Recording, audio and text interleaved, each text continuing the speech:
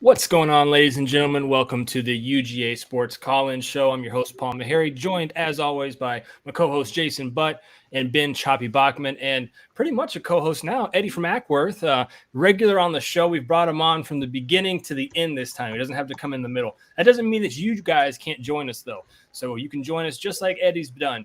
You can go into the link on Facebook or on YouTube, click the link, and then you can pop up into the studio. You can either pop up with your face, pop up with just audio, it doesn't matter. Or, as always, you can put comments into the YouTube section, and we'll make sure to get to them. We always like to know where you're watching us from. So whether you're watching this right now live, let us know where you're watching from. Or if you're watching it a little later on, let us know where you're watching from in the comments. We always like to know where we're reaching out to. We've had Hawaii, South Korea. We've had everywhere. So wherever you're watching from, let us know. Guys, Will Dickerson, first comment. So if first comment always gets up, it says it's time to be a dog. Trenton, Georgia. Where's Trenton, Georgia? Anybody know where Trenton, Georgia is? I don't know. Trenton, I'm not sure. I'm not either. Probably your father said, figure I'd pop in. Dude, I haven't seen you in like 14 years, Dad. So it's so good to see you. And maybe you're back around. So that'd be nice. Maybe call me sometime. Let's see. Huge dog fan from Manhattan, Kansas. Conscious mind. What's going on?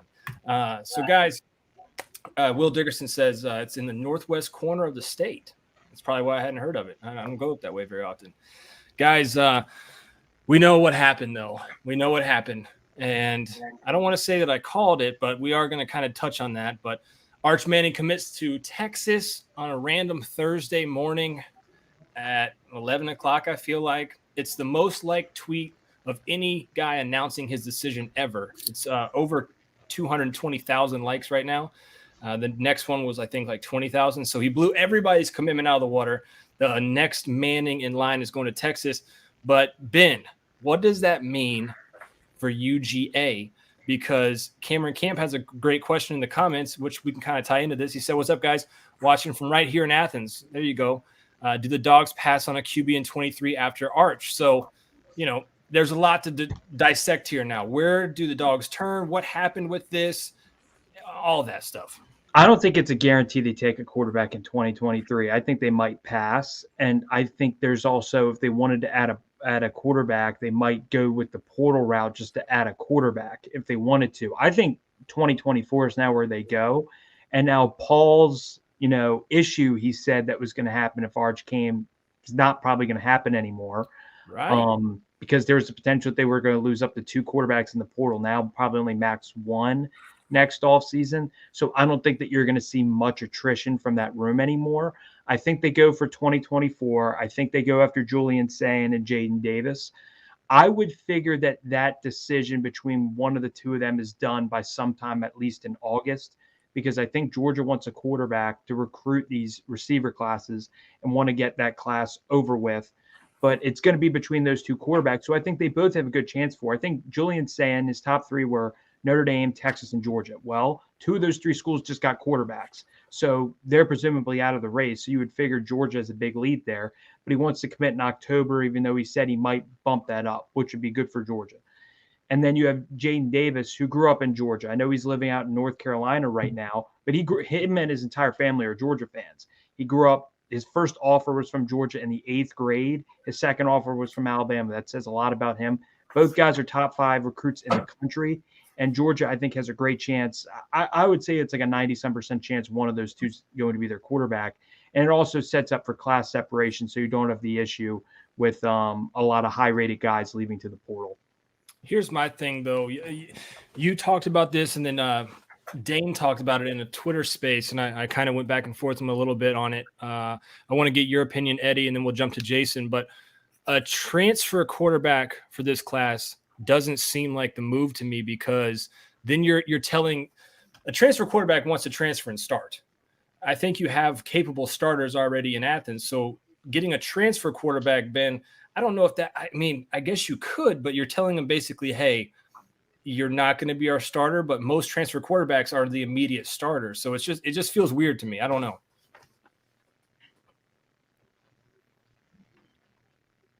I mean, it would have to be. I'll go ahead and start it. It would have to be somebody who's told you're not going to start this year, but you're right in the running in 2023. That's the only way, and it would have to be somebody who was in a position where they weren't going to start, and they're not a high caliber quarterback in the portal. Maybe they're leaving for reasons. One, playing time, and two, there's other stuff going on, whether disagreements with the coaching staff, they don't like being there for who knows. There could be a million reasons with college kids. So that's the only scenario I can see where they take a transfer in this year's class. I don't see that guy at this point coming that can start right away wanting to, and Georgia going after that guy. It just doesn't make any sense on either side whatsoever. Eddie, what's your thoughts on that? Well, I have a question first. So, Ben, you said they may not even take a quarterback in this 23 class. You guys have been around on recruits all this time. You know recruiting better than I do. How hard is it to now go back to a 2023 recruit and say, well, we missed on Manning. You're our guy now. That's not what they're saying, right? But that's that's what's implied there, right? Sloppy seconds, if you want to call it that. Yeah. French, but that's why I'm asking you, Ben, skipping over 23, is that part of the motivation with the coaching staff that we don't want to go after these kids because we didn't pursue them to begin with? We pursued Manning, and now you're here to go after.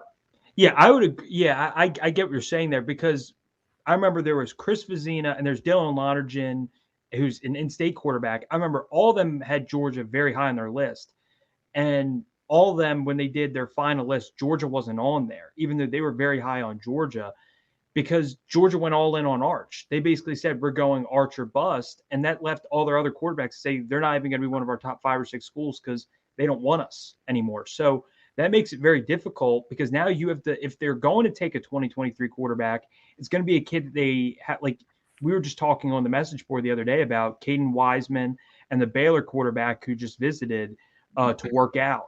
They don't have offers yet. So if they're going to take a 2023 quarterback, it's going to be a new offer, a guy that they haven't even offered yet. So that makes it challenging, because none of the kids they offered yet, they're either committed or Georgia hasn't recruited them at all. So now if they're going to take one, if I would figure if they offer a quarterback coming up, they would likely take that kid, but they haven't yet. So that's why I think it's a possibility that they don't even take one and just move on to next year. But I would figure they have to take a guy.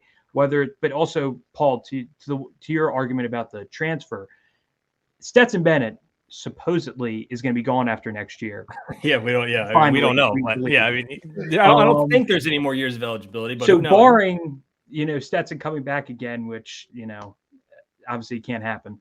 Right. It's going to be a competition to see who starts. So a kid can come in the spring and say, I can compete to start. That's one of the arguments. Even though I tend to agree with you, Paul. It's still an open room, technically. I'm just saying it is an open room if Stetson leaves and none of these guys have started. So if a guy wants to come in and say, I can compete for the Georgia job, that's a big quarterback job to try to win, because this is a championship program that they're going to. So that would be my counter argument there. It's tough, Eddie, especially like you said, kind of the sloppy seconds. I think you have to take a quarterback in 23, whether it's like a developmental guy or somebody like that, unless you're wanting Jackson Muschamp. Why though? Tell me why. Because you're only going to have 3 scholarship quarterbacks. Is that enough? I think that's fine going into 2024. So then I guess Jackson Muschamp is going to be your 4th string guy, and he's going to be throwing passes to Paul. They've had 2 before. They had Fromm and Fields were the only scholarship quarterbacks before. Right. And then they got 2 when they knew, okay, we won't have a backup. They got 2. So 3's okay. Yeah, they went with 2 and they've went with 3. 3 is standard, I feel like. I mean, yeah. 4 is a luxury, but 3's pretty standard. Yeah, I just recently it's been a lot more. Is my only thing there. Will Dickerson says we don't need a transfer. We have good QBs right now. Let's see here. Conscious Mind. I feel like we're in an okay spot at quarterback. I think our main problem is getting more production out of our running backs. That's our bread and butter. We can't miss on top running backs, D-lines, or linebackers. That's where we win. I feel like Georgia's winning in most every scenario there. Running backs, D-line, and linebackers is their strongest suit of guys, pretty much. Let's see here. Cameron says, I feel like passing on a 2023 quarterback makes sense, but you have to nail a solid QB in 24 because the QB battle in 23 season will lead to multiple transfers. And that's also where I'm getting at too, is and everybody's saying 3 is plenty, but are you going to be able to keep all 3 of these guys that you have on the roster? I know we're skipping ahead a whole season, right? But that's what Arch has done to all of us is we've all looked forward and been like, all right, well, Arch comes in and he's going to be a 3-year starter, throw for 10,000 yards and make his way to the NFL's #1 pick. He'll have Georgia on his shirt. But it's not happening. I mean, Kirby's flipped guys before. I don't know if Arch is a guy that would be so much to flip. That would be quite the flip. Sark would have, something would have to happen to Sark. Right. Something would have to happen for Sark to get, the can over there in Texas. But that's kind of what I'm getting at. And you're banking on this quarterback competition after this year, all 3 of those guys staying, which to me just doesn't sound plausible. Like if Beck doesn't get the job, he's gone. There's no reason to stick around. If Vandergrift doesn't get the job, might want to look around. Gunner, he could stay around. I think he'd stay. Yeah, Gunner's probably the only one that if he doesn't get – so basically what it comes down to, though, is what I'm getting at here and trying to bring about that 2023 is you'll have Gunner for sure, and you'll have your pick of Brock and Beck. And then you've only got 2, and then it gets a little hairy. That's where I'm going. That's when that's where the portal comes into play. It's post 23 spring. I mean, right now it's not an option, but I think at that point, if you don't get a quarterback in the 23 class and one leaves, then you have to. I mean, and that's tough though, because you do run. Say Carson Beck wins the job and Brock Vandagriff transfers, hypothetically. Obviously, that who knows, that may not happen, but it could go the other way. Yeah, and one of them leaves. And then you bring in a transfer. You're telling that transfer, hey, you're going to compete for a starting spot. And what does that mean to the guy who just won the job in the spring? But I think that's where you look at a portal situation. Here's the thing, though. If they sign a quarterback in the 23 class who, like Ben was saying, because they went Arch or bust, it's going to be a more of a developmental guy most likely. That player's not going to be ready to start. He's not going to be in the conversation. He might have a scholarship. That doesn't. It really, for all intents and purposes, doesn't matter. True. So as for 2023, you really have to hope that you can keep all 3. But if one leaves, I think that's where you the post spring you try to find somebody in the portal and do your best. Do your best lying, I guess. That's really what you have to do. Tell a guy he's got a shot when he probably doesn't. Aren't the ages of these guys set up pretty perfectly? Carson Beck comes in next year. He's the starter. Brock Vandagriff is 1 year behind him. Carson has a great year. He goes to the NFL. Brock's next. Isn't it kind of set up that way? And then Gunner right behind him, age-wise, right? Old school, yeah. But these kids want to play. So, I mean, I don't think it really matters. But 90s, 80s, all that. That's exactly how it would have gone. It would have been perfect. But with the portal and not having to sit out, it's changed.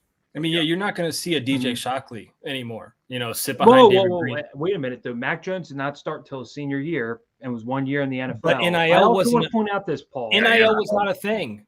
But also, Paul, you have to understand, when it comes to Georgia, look who was the #1 pick this year in the draft was Trayvon Walker. He only started 1 year. Georgia could sales pitch this to kids.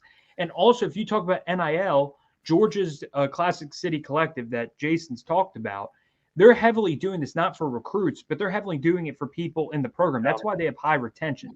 Outside of Jermaine Burton, they didn't really lose anybody that even long-term they had plans for.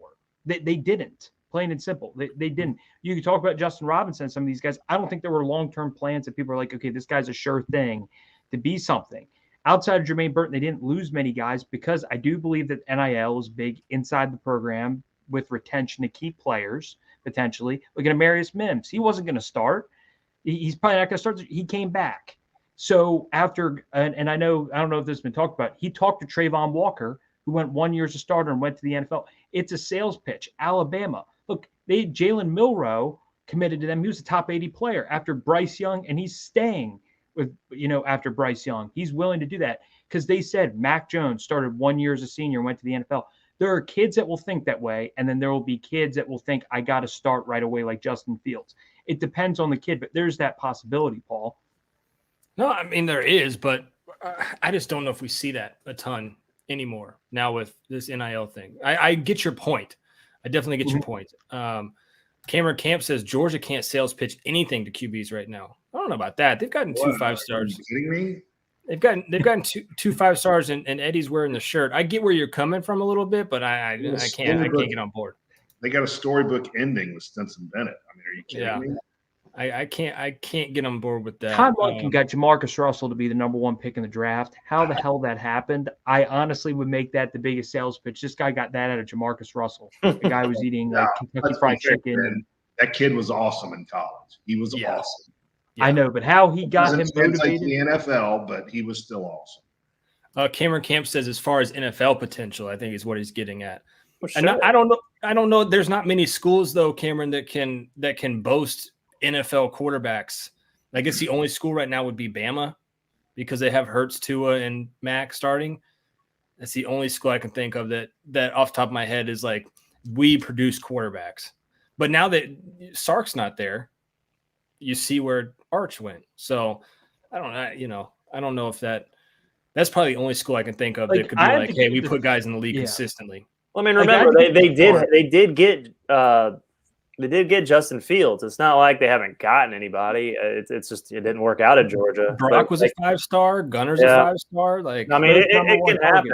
It's just a matter of, obviously, for right now, Stetson Bennett's a quarterback. He is a great story. He wasn't a 5-star, but he's the best quarterback on the team right now. So it all worked itself out. I mean, the team still had 15 NFL players. I mean, quarterbacks aren't saying, okay, they're not putting out quarterbacks. I'm not going to go there. They're going to go where the coaching staff's great. They're going to go where they got players to throw the ball to, where they can win championships. I mean, at the end of the day, that's going to be kind of what it is. Are you guys more? I'm sorry. Go ahead, Paul. I'm just going to point out Marlon Green. He watches the show all the time, man. So point out Marlon. He said, I think 2024 QB class has some athletes. I think we'll be fine. I agree with you, Marlon. Go ahead, Eddie. Sorry about that, Paul. I was going to ask you guys, are you guys more on the side of I'm disappointed Arch Manning's not coming to Georgia, or I'm more excited about what Brock Vandagriff, Gunnar Stockton, Carson Beck can bring to the table? How do y'all follow that? It's a great question. It's a great question. Ooh, that is a really good question, Eddie. So I'll let Ben. Ben's the recruiting guy. I'll let him take. I think it has a bigger impact just on this current class from a ranking perspective because Arch was the #1 player. So like their ranking, like he would have been big enough to get them from like 3 to 1. Because I think that the class with NIL, we were talking about this, Paul and Jason. I don't even know if we were on air talking about this, but the class rankings now with NIL, I think are going to be a lot closer. I don't think you're going to see as many classes like last year where Georgia, Texas A&M, and Alabama's class compared to like 4 through 10 was so much better. But now that NIL, a lot of people have had time to like get their funds and get everything. Hell, Ruben Owens is going to Louisville. Look, Louisville already has like 3 or 4 top 100 players. Yeah. I think now that the Arch is big in terms of that perspective, but I really look at it long term and say if you're still going to get a top 5 recruit in the country who's a quarterback in the 2024 class, I don't think long term it's going to hurt you. I think very short term it might because Arch would get there sooner than a 2024 quarterback. But you didn't answer my question. He sure didn't. It's like a politician right there. Oh, but between them, like I don't know. It is actually a tricky question because I don't know what Brock and Gunnar are. And truthfully, I don't know what Arch is. I had this argument on the board with guys. Brock's coming from single A ball, and he's got all the talent. Listen, I like all the quarterbacks. Don't get me wrong. But all of them did not play great competition in college, and they're transitioning to the SEC and playing in Todd Monken's offense. Hey, Newman's a grade A school in New Orleans, is it not? Yeah, but they played not great competition. They're still like single A ball. Their competition. The same thing about Arch, right? Yeah, same thing with Arch. So it's really tricky with these quarterbacks because when I look at Georgia, a lot of the guys they've taken in, it's a transition. That's why they're not ready to start right away, which is why otherwise, like if Brock was playing at a better high school program, I would feel even more comfortable. I would just say, oh, roll with Brock, you're fine. But it's just so tricky with all of them where it's kind of like a crapshoot. I look at so I wouldn't lean either way because I think with all 3 quarterbacks, it's kind of a crapshoot knowing it's going to take them some time. in Monken's system and transitioning to the SEC from really low high school competition. Paul, Ben's running for office. There's no doubt about it. For sure. Doug Magnus says we get Manning and we lose 2 others. You guys are full of yourself. If you could explain that, Doug, I'm not following that. I think he's either referring to the comments, other commenters, or he didn't listen to the beginning part of the show where we talked about. Yeah, that's my take on that. This is a funny one. Brett's a good fan of the show, good friend. He says maybe Arch is our transfer QB in 3 years. Yeah. Dude, I mean. And he's not lying, because Kirby, we've seen it, right? We saw with D-Rob. We've seen it with, oh man, my mind is blanking right now on guys that came back. Oh God, Arik Gilbert. I mean, the list could go every year, right? I feel like he's had one where the relationship stays open. There's no hard feelings, and Kirby welcomes them back. That's the best example. Stetson Bennett. He left JUCO. He was going to go to Louisiana, and they needed a quarterback at the very end, and they stayed open. I mean, and his mom was going to play for Napier. I believe it was Louisiana. And his mom wanted his mom didn't want him to come back because his mom was like, "You're not going to play at Georgia." Yeah, and he's like, "No, I'm going to come back." So I mean, that's a great example there. I just. To answer the question, Eddie, you said, so it's more of a disappointment that Arch isn't coming, or more excited to see Gunner and Brock? Is that the question? Yes. I'd probably say more disappointed Arch didn't come, because you put all your eggs in that basket. Sure. Like you said, now you're going to, it's like you courted the hottest girl in school, and 2 days before the prom, she's like, look, I'm going with Ben. And you're devastated, right? Because even with the haircut, right? Even with the haircut, yeah. I mean, she you're a better program and a better fit for this girl. Oh wow, than Ben. Paul. You know you are. Paul, you get a win with the Arch decision, and now, I see what you did there, buddy. But the girl goes with Ben, so now you've got to go back out there where all the other 4- and 5-star girls have been taken, and you're looking at the like low 3 stars. You're like, maybe I can develop you, maybe Paul, that analogy right there just no, you're going to develop a woman's looks, Paul. No, we can work on things. No, that analogy does not That's work. all I'm saying, man. It's Paul, tricky, man. It's tricky. Let's see. That's all I'm saying. Yeah. I think to answer your question, Eddie, I think personally, I think I'm disappointed. I would have liked to have seen Arch at Georgia more so. I think just to see what that spring would have looked like. Guys would have left. That would have happened. Unless Arch ended up third out of the spring, a clear third, but more than likely that probably wouldn't have happened. Not to cut you off. Go ahead. Yeah, go ahead real quick. Here's the thing. Texas has some pretty damn good QBs in their room too. Like they have Malik Murphy, who I thought was really good last year. He's not a 5-star, but he's really good. They've got Hudson Card and Quinn Ewers. I mean, they've got guys in their room too. So it's not like Arch is going to walk in and be the head honcho over there. It's just curious. It's just really kind of, I don't know, curious to me that the Mannings would put all that trust in Sark when I don't know if Texas has that much trust in Sark. Like, what if they go 6-6 next year and he has Quinn Ewers? That's a better year than this year. That's what I'm saying. If they don't develop Quinn Ewers, I would not be optimistic about Arch, because Quinn Ewers' is talent and what he's coming from. And if you don't develop that, I would be very concerned, especially in the Big 12. Like, that's what I've said about Texas. If they don't recruit at an absurd level and we don't see anything from Ewers and Manning, like, they're going to struggle mightily when they get in the SEC. There's no doubt about it. They're going to be a long-term. And they have all the money in the world. They probably have the most money of any of these colleges, them and A&M, and they're struggling this bad. So that's I don't get it either. I think it's because Sark did put a lot of first-round quarterbacks, but when you look at the list, if you looked at them from an NFL perspective, you'd be like, not good, but considering where he was to get that many first-round quarterbacks, to get it from there. Yeah. Jermaine King says, "Hey, girl, give me a chance. Maybe I can develop you." You're right, Jermaine. Get you a 3-star, brother. Get you a 3-star. One thing I want to add though is, okay, so it seems like most years, or this is kind of an exception or an anomaly where Georgia put all its eggs in the basket of one quarterback. You just don't see that So maybe it's just a glass half full observation. I don't know. I'm just going to put it out there. If Georgia's coaching staff came together, calculated as they are, and said, okay, we're going after Arch. We're going to tell all these other guys, no, like y'all are on the back burner. You have to think they feel good about these other guys to be able to risk it all for Arch. Know that if you don't get him, you don't have that 5-star, that high 4-star for this year's class, unless maybe you get a late flip down the road or something like that. I mean, they're always going to be working toward that.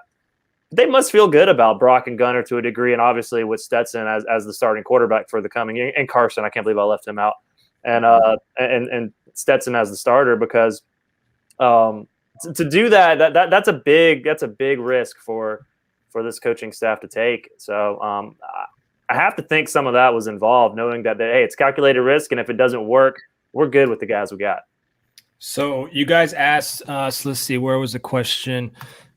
Ken Feinberg over on Facebook says, what kind of O-line does Texas have? Just to give you guys a kind of an update, since Arch committed on the 23rd, they've had a 4-star linebacker. This is Texas. 4-star linebacker out of Hawaii commit.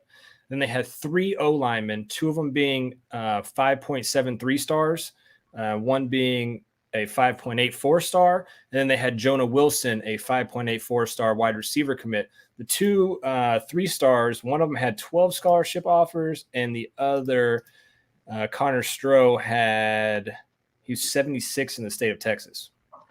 So they signed 2 good linemen last year, though, Paul. Devin Campbell, and I believe the other one, Kelvin Banks. So if you check their rankings, I know they were high, but none of the other guys. They have 2 really high-rated linemen over the last 2 to 3 years that they signed. That's it. I know Georgia's room is significantly, and Alabama, those 2 rooms are definitely the top 2 on O-line recruiting. So it'll be interesting. They did not have they had a run on offensive linemen, but not crazy 5-star guys. Mm-hmm. Gary Stokes joining us. He's a little late to the party. He says, UGA do not need Arch. Don't need him. Put all your chips on Julian Saying, Shane Thompson says. What Ben was talking about a little earlier on the show. Moving on from, I guess, the Arch saga, if you will, because, yes, it's late in terms of quarterback commits, but like D-Rock Irish says, remember, these are all verbal commits, plenty of time for a flip, especially NIL in the background. I don't think they stopped working on Arch at all. I think, if anything, they're still in his ear, and they're going to be like, hey, man, let's just look at how the season – at this point, if you're the coaching staff, Eddie, what do you tell Arch? Hey, let's just look at how the season goes for Texas and look at how it goes for us. Like, how can you, because it's such a different aspect, right? If this was any other 5-star quarterback and he flipped, it wouldn't be it would be national news in terms of like us recruitniks that like this stuff. But this is Arch Manning. Like, if Arch Manning flips, it's going to make ESPN. Sure. So how do you go about this? I guess it feels different.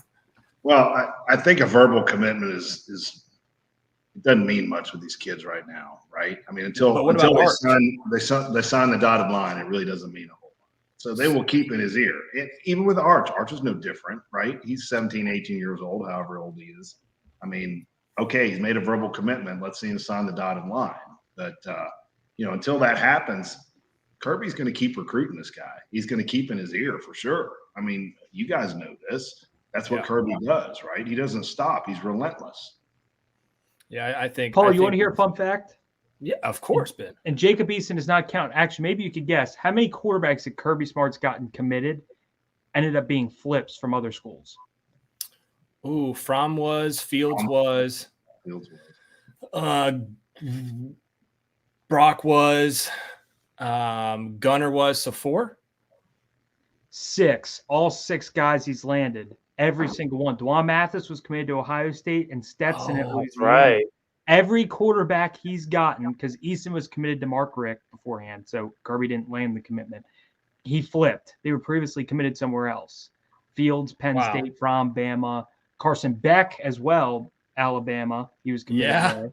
Mm-hmm. So, every single one he's had committed. So that actually ended up be 7 quarterbacks. So all of them ended up elsewhere. So maybe it's Arch, maybe Dylan Raiola, maybe he gets both of them because he has to flip them.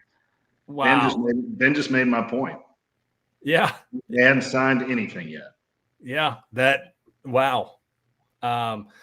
Blackwind says, I doubt Mannings operate that way of flipping. I guess we could maybe say the same thing about, Justin Fields. I'm sure if we were looking at this back in the day, we would say the same thing about Jake Fromm and his family. They seem pretty loyal and they flipped.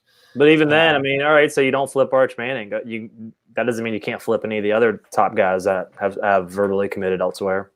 Speaking of other top guys that verbally committed elsewhere, Georgia's not the only one feeling sad this week, guys. Florida was supposed to land Jaden Rashada, and every sign pointed that way until Miami and their big NIL came a-calling, and Florida, man, they were talking the big talk on this kid, saying how he was going to be the next one, and now they're just downplaying him and talking about how terrible he is because he committed to Miami. So Georgia fans, know that your Florida Gator brethren, the ones that you hate so much, are reeling just as bad as you, if not a little worse. I think they were.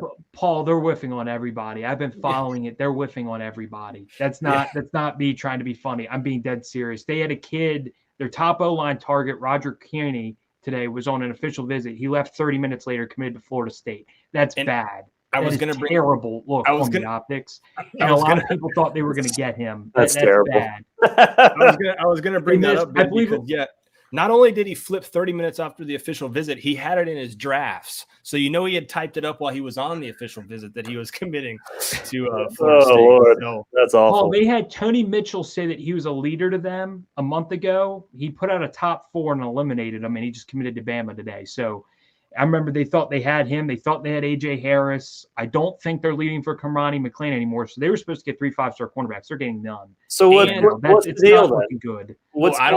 I don't know what's going on down in Gainesville. I do know it's bad. I've seen the Florida spaces. Paul, I'm not going to lie. Objectively, it's Florida State, Miami, and Florida fans are all in there yelling at each other. Mostly Miami fans are the ones doing the best trash talking. It's pretty funny. I'm not going to lie. I just sit in there and listen. It is pretty funny. You have a Twitter account, Ben? No, I used my buddy's. My buddy told me about the Florida space, so I used his account. I do not have a Twitter account because I knew you would harass me on there. Okay, interesting. That was a cool little white lie you did right there. We're gonna find that Twitter account one day, Ben. We're gonna find it. So Billy Napier's not right. Off to a great start. Billy Napier, Jason, apparently put out a statement, pretty much saying like, "Stay with us." Oh no! Yeah, that's bad. Oh Lord! He was "Stay with us." Yeah, like the fan base. Like, don't say. Is that the fan base? Oh. Yeah. Oh my gosh, that's brutal. Yeah, like stay with us. We're on the right track. What's his buyout? He hasn't even coached a game yet. No, that's the problem. Please show up when we play. Right.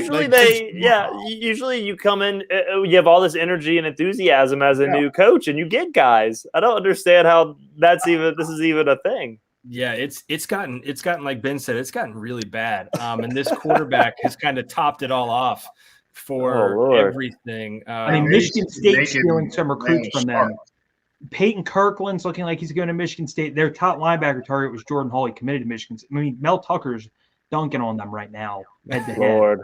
Oh my gosh. It's not looking very good. And that's not me trying to laugh at them. I'm being dead serious. Every target, they think they're getting them, and then they fall to like 4th. I don't know. That doesn't happen. I don't know what's up over there. Cameron Camp says, wait until they get blasted by Utah. That is going to be. Utah is a sleeper to make the playoff in the Pac-12. They're a sleeper. I already said that. You're taking my pick. No, you took my pick, Paul. We were talking that one day. It said, you know who my sleeper is, and then you were like, oh, Utah, and then you stole it. I tell you, they're going to be trouble. Gary Stokes says, any news on the SEC division lineup when Oklahoma and Texas join? Jason, have you heard anything on that? Isn't it? So, 2025, but I don't know. I thought they might be getting away with divisions, right? Yeah, I think it's going to be the 9. It's going to be the 9 game or 8 game. Some type of pods. No, I think it's going to be pods. I thought it was. It came down to. They haven't finished it yet. I need to go. Yeah. It's like 9 games with 3 rotating opponents. 3 rotating, and then 8 games 3 you get every year. With 1 every year, yeah. So they'll be rotating opponents more often. But yeah, I think divisions could be gone by the time they join, which makes total sense. John Adams says Billy Napier on TikTok singing "Stand by Me." That would be priceless. Ooh, That'd be rough. That'd be rough. that's a great idea, though. You would lose more commits from that. You would just be showing you're just a desperate head coach. I don't think that'd be a good idea. I think some Georgia fans need to just put like a photo of Billy Napier with Benny King. Yeah, the song in the background. So right now Florida's 36th in the nation with 8 commits, 3 4-stars and 5 3-stars. Mm. All of them except one who's Sharpsburg, Georgia, which I think that's South Georgia anyway. All of them are in the state of Florida. No out-of-state commit besides their first. What do they call in their special teams coach again? It's something really stupid. Game changer coach. The game changer coordinator. Yeah. You can't be doing these cringe things. They're giving awards to people in practice. This guy's the practice player of the week. He won the who's that running back who played for the Jaguars? Fred Taylor, the Fred Taylor Award. Like, it's cringe. That's so cringe. This is like this is like the college version of Joe Judge with the Giants. I was going to say slipping into catastrophic. Yeah, I was going to say it's slipping into Georgia Tech area.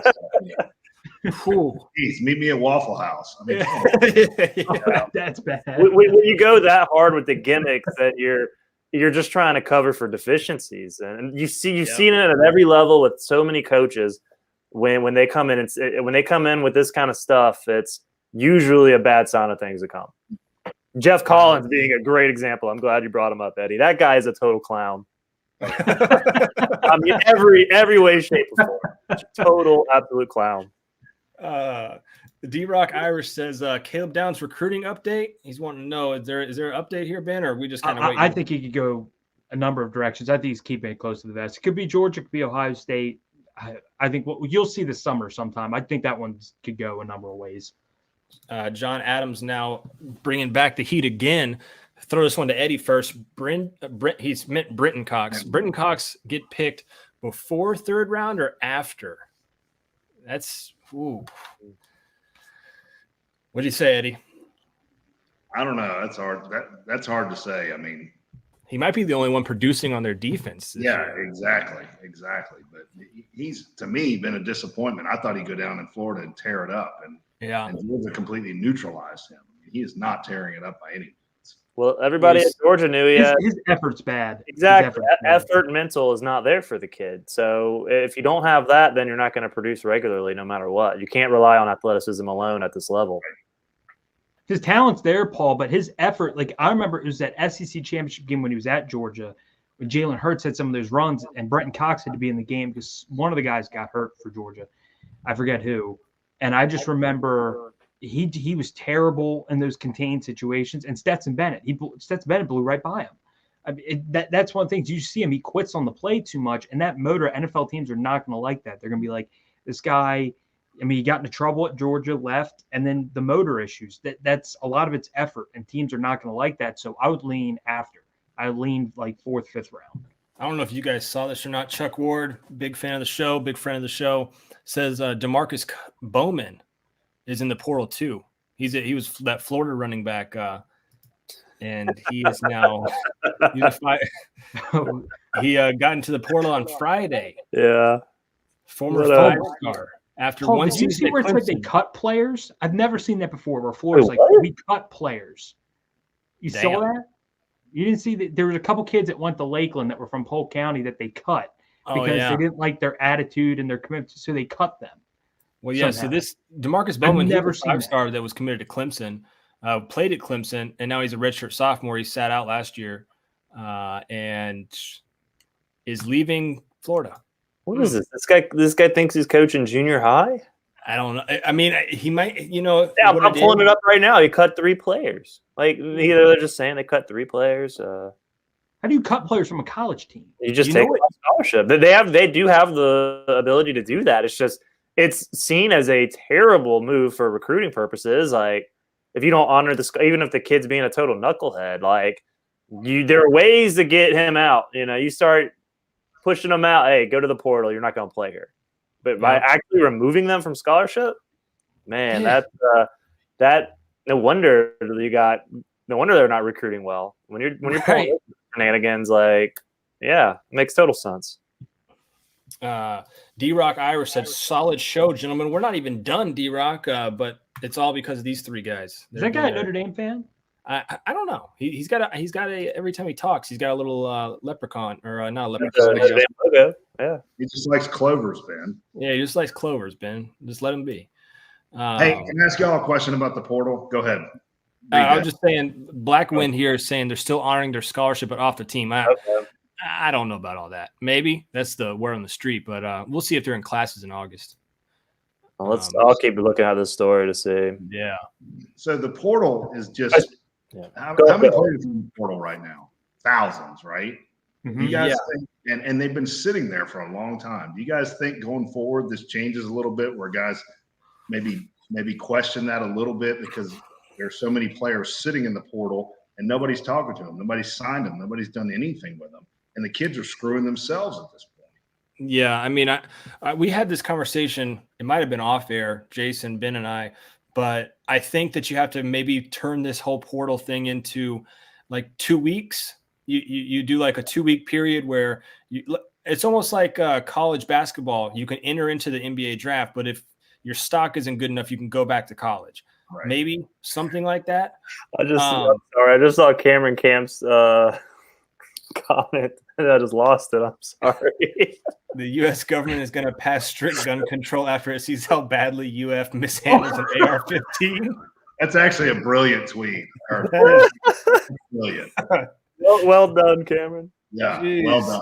Yeah, bravo. But no, I think maybe like a 2-week period, right, where you can go in, but that you can still come back to your college. But at the same time, college football coaches are also like one of the worst in terms of like once you cross me type thing. Yeah. Like once you cross me and you go in the portal, you're dead to me. I've got plenty more of you. We've seen it on Last Chance U, how like those coaches talk to those kids like, get the F off the field. Like, we don't need you. We'll put the backup in, take your sorry ass home. Like, like once you go in the portal, you're pretty much, I would say, unless you're Amarius Mims or some top tier kid, you're dead to whatever coaching staff you were just. I wouldn't say every coach though, because I mean, there's a lot of them, man.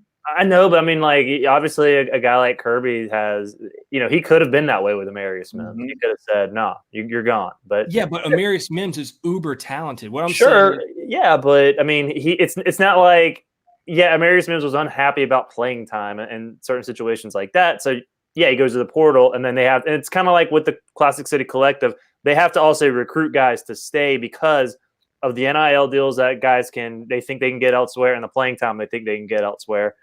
I think that yes, you're right though. There are idiot boneheaded coaches. Those are usually the guys who don't last long anyway. Right. They're the guys who go 3 to 5 years at a program and they're fired. But what I'm saying is there's going to be there's a ton of kids that play for those coaches right now. Unfortunately, that once you go into the portal, you've crossed me. You can't come back here. So I don't know how and like to get to Eddie's question, I don't know how you. Because really what is happening is these kids are hurting themselves. They're not getting the education. They're now in the portal. You have to go to JUCO route maybe, but there's already kids at JUCO. Like there's just no space for you anymore because every year you go into the portal, there's a new recruiting class coming into each one of these schools. They're trying to sign, every school is trying to sign as many as they can to get to that number. Now you've taken your name off that number and they're going to fill that spot. So it's I don't know how you fix it. Well, you don't. They're adults at this point, and if they're going to make decisions that hurt themselves, unfortunately, that's just the way it is. I mean, you have to do your best to educate them and say grass isn't always greener. But if they still go that way, that's the reality. That's it. I would have felt worse for them if for these kids if they didn't have NIL opportunities at their Power 5 institutions. I mean, let's just stick with the Power 5 at this point. At the Power 5 institutions that they're playing for right now. If they didn't have the opportunity to benefit like they didn't have before, I would definitely be a little more sympathetic. But when you think that the grass is greener, when you think that you can go, do better somewhere else, but you aren't seeing the true reality of the situation, it's tough. It's like the old days when a guy left for the NFL or the NBA too early. They didn't get drafted, and that was that. Trenton Thompson. Trent, great. Yeah, there you go. I mean, I guess the only counter argument I have to that, Jason, and I'll let Ben and Eddie get back in on this, is if a kid's recruited by a coaching staff and that coaching staff leaves and the new coaching staff, you just don't fit into it. Sure. That's kind of where I feel like, that kid's really getting the raw deal. And that's the one where I'm like, man, that sucks for the kid. You're right though, Jason, they're grown adults, but at the same time, a new coaching staff would come in. You're a 4-3 outside linebacker. You're not a 3-4 D end, and you don't fit. So what happens? That's where I'm at. So what happened with Maharry, man? Jason, you may know this better than anybody. It looked to me like he got out of the car, shook hands, and went right back into the car and went right back to Athens. Was it the facilities?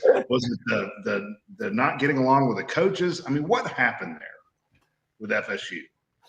Well, Ben brought it up earlier. I don't know what happened with FSU, but Georgia seemed to do a really good job of convincing him to come back. And Trayvon Walker was actually somebody who got in his ear and said, look, I went 1 year. Right, he went down there. Yeah, and that really helps. He went down there and he looked at the facility and met the coaches and talked to players and all that kind of stuff. And then he did a 180 and was back to Athens. Well, you got to think about it too. Georgia's got, it took them a while to get there, but now they have some of the best facilities in the country. Right. So that, and I'm sure NIL played a big role into it as well. I'm sure that. Well, I think NIL, not NIL, the transfer portal is a lose-lose situation for so many of these kids because, like you said, a lot of kids are going to be advised terribly. They're going to jump in the portal. They're in a situation where the school doesn't need them, so they're not going to take them back because after a number of days, they can just remove you from scholarship and cut your financial aid so you can't come back. And these kids are sitting there knowing, hey, I don't have a scholarship place I can go free because some of them need to go. They can't afford, to pay for some of these schools. So they're being advised terrible decisions. And one of the ways, you have to basically illegally talk to these coaches at these other schools to know, okay, I'm a take there before you jump in, which that by and of itself, you can't do that. So you're either going to break the rules to be safe, or you're going to enter at a risk of, hey, I may lose a scholarship and a chance at education and football. So it's such a tricky thing, but there are those circumstances where it is good for some players who are like, I'm not going to start. I get a starting opportunity. I go to a school closer to home. There are some of those, but then there's so many kids. I think disproportionately the transfer portal is bad because too many kids go in there compared to scholarship spots because you need to take high school kids and stuff like that. So I think overall it's bad for a mass number, even though for certain kids it's a big plus. Also, Eddie, one more thing on that, and I want to switch the topic up, but also I think if you're a Power 5 kid, you might be a group of 5 kid once you enter the portal, and you have to be okay with that. Or you might be a D2 kid, and you have to be okay with that. Like a lot of these kids are sticking around in the portal thinking, man, I just left FSU. I know I'm a badass. I was the best kid on my team in high school. And it's like, look, dude, you could go play at Toledo. Toledo's offering you. Oh, no, I'm too good for Toledo, man. I'm a wait. And so what ends up happening is Toledo goes to the next guy. Maybe you're a Toledo kid. I think that is also like it's a come to reality type terms. Like you're not a Power 5 kid. You're good enough for Akron so go play at Akron. Like that's also where that is. Brett Weimer says Marius Mims said he could smell the desperation down there in Tallahassee. So that's why he came back up north. To kind of wrap the show up, guys, I'm trying to think of anything else that really, again, we're in the dog days of summer. Arch was such a weird, and you know how that all went down. Apparently, I read that Arch told Cooper, hey, I want to go to Texas. Cooper told him to sleep on it, and he woke up the next morning still feeling the same way. And so he committed to Texas. It just, I know for sure, without a shadow of a doubt, that the Georgia coaching staff was caught completely off guard by it. Can I say this real quick since you're back on Arch? I did want to say this all night long. I love the way he committed. Just a tweet and done with it. I find it absolutely annoying that these 18-year-old kids sit down, and you guys have seen it up close and personal where all these coaches and teams are trying to recruit these kids, and they throw a hat on the ground. They throw another hat and then put that one on. I find that completely insulting to the teams that were courting them. They didn't do anything wrong. They wanted you to play there. And Arch just sent a tweet out there and was done with it. I love that. I thought that was great. Yeah. I'm being serious. There's a report out there, an official report, that Jaden Rashada took less money to go to Miami than Florida. Florida at $11 million over the course of his career. He turned it down for 9.5 for Miami to go to Miami. 1.5 million. Yeah, I'm getting my math right. 1.5 million less dollars to go to Miami over Florida. That is not a good look. Okay. And if you're telling me they're willing to offer, and this is a legitimate report, that they're willing to offer $11 million to recruit and they still can't get recruits. Okay. I feel so bad for Florida. My heart's just breaking. Here's the thing, though. And that's the perfect segue to the last topic of the show, guys. We've got colleges now paying a high school quarterback $9.5 million over this. Like we're talking about that like it's chump change. That's life-changing money. This kid doesn't even have to make it to the NFL, and he's set. Like $9.5 million. Miami has some billionaire boosters. They have like it doesn't matter. It doesn't matter if you have billionaire boosters or trillionaire boosters. $9.5 million to a kid that is still in high school to come play quarterback at your college. Free that's where we're at now. Free market economy, man. I mean, if somebody's going to pay it, why not? As long as it's within the rules. Like Eddie, you're a fan, and I love having the fan aspect on the show because we can just go to you right away. Like, are you cool with that as a fan? And I'm not saying, yeah, you're cool. Yes, Jason said it. The free market. I mean, and I thought for years these guys have been stepped over as athletes within the school, and they're supposed to go to class and they get a free education. I'm sorry, the universities have been making money off these guys for years. They need a piece. I agree. Of this pie. They need a piece of this pie. Now, is it out of control now and they need some dampers on it? Yes, absolutely. I think it's out of control. But, Paul, it is what it is. If that's what Arch is going to get, so be it. Well, that's what Rashada apparently got it. Why do you care? You know what I said, Paul? You know what I think this is best for? In my opinion, you're going to see kids. We see this all the time. They go to the NFL, they're fifth-round picks, fourth-round picks when they still have eligibility. I think it's best for those kids who get paid money, come back, boost your draft stock. I love stuff like that. Mm-hmm. I think this, outside of paying a kid to deliberately go to your school out of high school, once they're at your school and you pay them, love it. I think they deserve to make as much money as they want. If you want to pay a kid $10 million, okay. But if you're paying a kid to go to your school, that's a little bit where I'm like, if it's paid for play in some of these schools that are the richest are winning, and it turns into like an MLB salary cap, that's exactly like just a what happened here in college football. I'm not for that.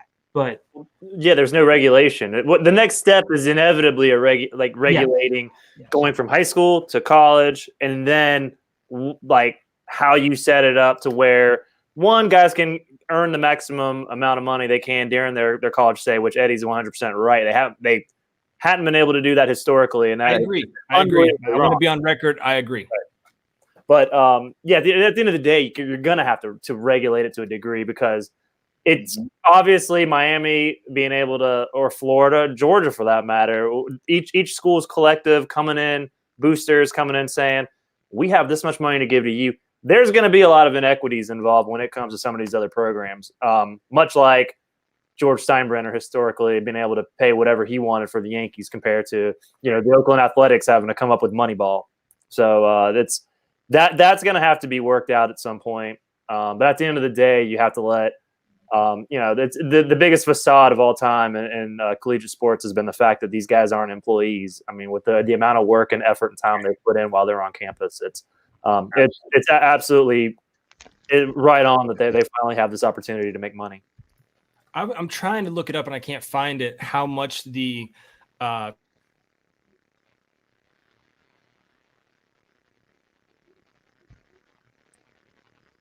we frozen? Paul and Ben did. You and I didn't, Jason. I know. What happened? Usually it's my Wi-Fi that's all screwed. Mine's good. I'll be interested, but I kind of hope Paul stays in this freeze frame for. No, I'm just having camera issues. I can still hear. That's the thinker. Okay. Yeah. Paul does. Yeah, Paul does do this. He freezes. Oh man, but yeah, no, it's oh man, it's wild. That's a wild. Who? What report was that, Ben? With the $9.5 million. This is an it's on 3 NIL. made a legitimate report out in the open, no paywall, nothing. Wow. I just got sent that said, I mean, $9.5 million to go to Miami. He had $11 million to go to Florida, and he turned down that $11 million from their Gator Guard collective. That's really bad. Also, that that kid could have got an extra $1.5 million to play, and also play in the SEC, and he turned it down. Yeah, it says that does say a lot about Florida. Well, again, when you come in with all the gimmicks and you have to put all these bells and whistles on things, it's, to me, that says, and we'll see. I mean, the guy did a good job at Louisiana, so I mean, it's you would like to think he learned from Nick Saban. You would like to think he's a good coach, but man, it seems like a snake oil salesman, and he's not doing a good job of selling. But I will say this about Florida, and I know, and not just saying this because I cover Georgia and whatnot, but when it comes to Florida, they got a coach that coached at Louisiana. USC got a coach who was in the playoff at Oklahoma. Right. Brian Kelly was the winningest coach in Notre Dame history. LSU got him. To be fair, Notre Dame promoted a coach who people thought was a rising star who was already on their staff. So they promoted a guy who was already there, who's recruiting far better than Brian Kelly ever did. He actually is right now. This will be Notre Dame's highest rated recruiting class, and they only lost one commit when Brian Kelly left because they all wanted to play for Marcus Freeman. Right. So it goes to show this is Florida gets a coach who's a group of five coach. SEC experience coaching under Nick Saban and stuff like that. I get it. But look at what all these other schools got, and they got a guy who was a head coach at the time in the group of five that Virginia Tech was their biggest competitor for. What does that say? Because I truly believe Florida is a very hard job to win at now because you're in a state with three other Power 5 programs. You have Georgia up north with the state of Georgia being so talent rich with more, I think, just more of an investment in football. And you also have the Alabamas and others in your conference. Look at what Texas A&M's growing, what LSU has. I think it's hard to win at Florida. I just think it's not going to be what they used to because I just think it's not as good of a job as being put out there. I'm back, by the way. My whole computer. What were you looking up? My whole computer shut down, but what I was trying to look up was the coaching salary for the QB coach at Miami to see how much more their quarterback would be making than the actual coach. But then my whole computer decided to completely turn off. Remember, yeah. I'm sure he's probably QB coach is probably making $500,000. That would be my guess. 600,000. Yeah. 10.5 million more. So yeah. So Eddie, so Ben is your new quarterback. You just paid him $9.5 million. You're making $500,000. He walks into the room, and he big bosses you. What can you say to this kid? He's making more money than you are.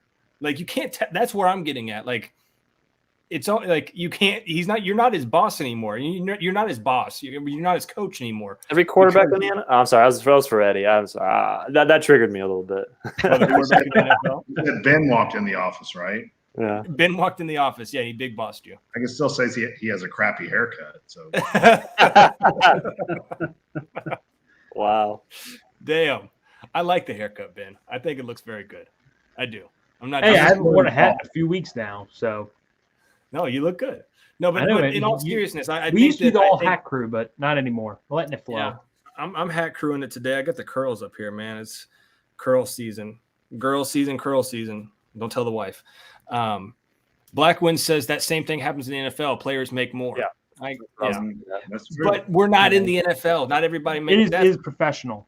I mean, you got billionaire owners. All the owners are billionaires, and you got a salary cap of money to spend. Am I making sense here, Jason? Like, am I crazy to think? I know what you're getting at, but like, again, I mean, if the players are able to capitalize on their likeness, it shouldn't matter. And if the players are going to be arrogant and total assholes about how much money they make to their coaches and not care anymore, then they can get pushed out. They don't have to play. This kid could buy $1 million house. He doesn't have to live in family. He doesn't have to live on campus. He could buy $1 million house in Miami now. Paul, who meant more, Joe Burrow or his quarterback coach? Who's more valuable? Yeah, that's Joe Burrow. Yeah. Exactly. So if he's making more money, it's because he's more valuable. If you're telling me Jaden Rashad is a transformative quarterback for their program, he's more valuable than their quarterback coach.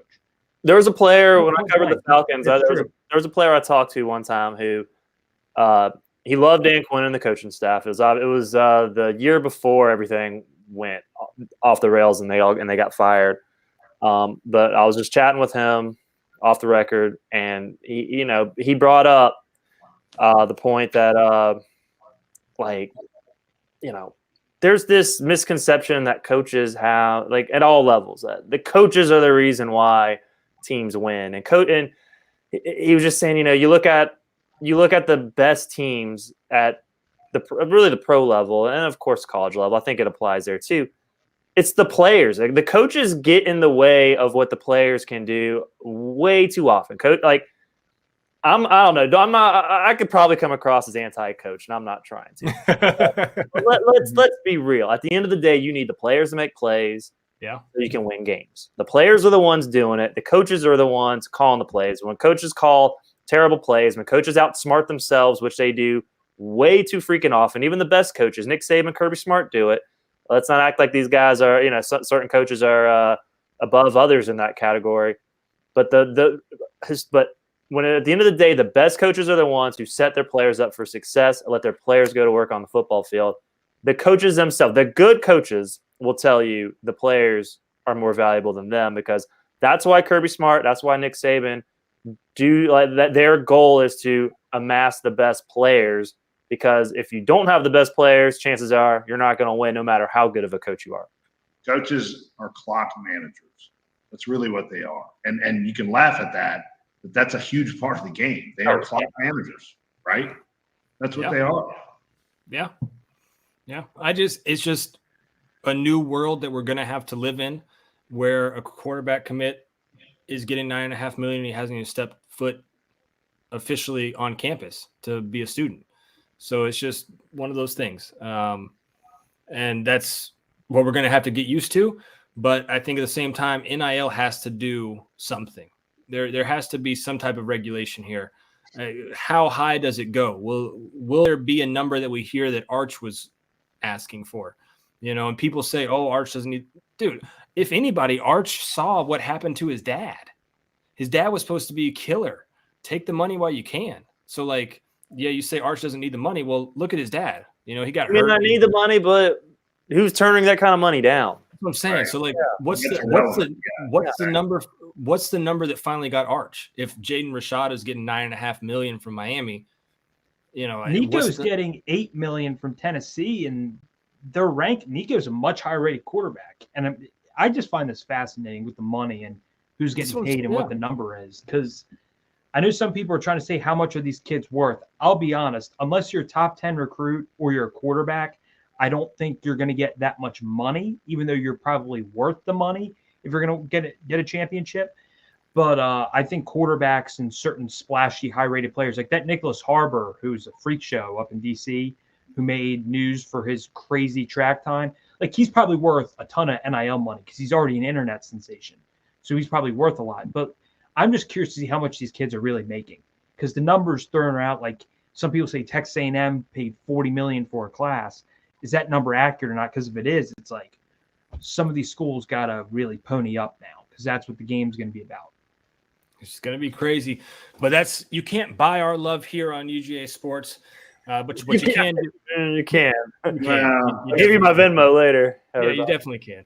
But no, what you can do is hit that like button for us and make sure you're following and subscribe to the UGA Sports YouTube channel. Guys, this will be up on the podcast later on tonight for your Monday morning drive if you missed any of it.